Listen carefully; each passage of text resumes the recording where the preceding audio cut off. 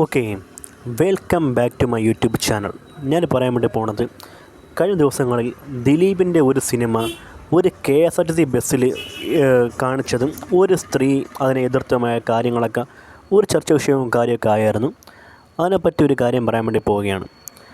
കോടതി ആ ഒരു നടിയെ ആക്രമിച്ച കേസിൽ വിധി പറഞ്ഞേക്കാണ് ദിലീപ് നിരപരാധി ആണെന്നാണ് പറഞ്ഞേക്കുന്നത്.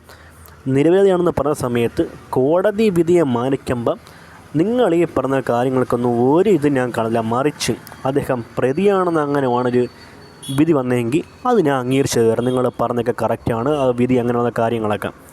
അദ്ദേഹം നിരപരാധിയാണ് എന്ന് കോടതി വിധി എഴുതിയിട്ടും ഇന്നും കുറേ ജനങ്ങൾ വിശ്വസിക്കുന്നുണ്ട് അദ്ദേഹം തന്നെയാണ് കുറ്റക്കാരൻ, അദ്ദേഹം കുറ്റം ചെയ്തുള്ള കാര്യങ്ങൾ വിശ്വസിക്കുന്നുണ്ട്. ഇതൊക്കെ എന്താണ് എന്നെനിക്കറിയാൻ വയ്യാത്ത. കോടതി പറഞ്ഞ പക്ഷേ ഒരാളെ പ്രതിയാണെന്ന് കരുതുന്ന കുറേ ഫെമിനിസ്റ്റവും കുറേ സ്ത്രീപക്ഷ ജനങ്ങളും കുറേ സ്ത്രീകളോടൊക്കെ എനിക്കൊന്നും പറയാനില്ല.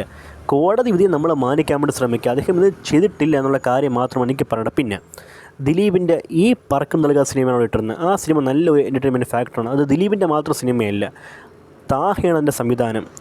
ഹർശ്രീ അശോകൻ, കൊച്ചിൻ ഹനീഫ, അങ്ങനെ ഒട്ടുമിക്ക തരങ്ങളുണ്ട്. എൻ്റെയൊക്കെ കുഞ്ഞുനാളിൽ ഞാനൊക്കെ ഒരു 100 തവണ കൂടുതൽ കണ്ട പടമാണ് ഈ ഒരു പറക്കം നൽകുന്ന സിനിമ.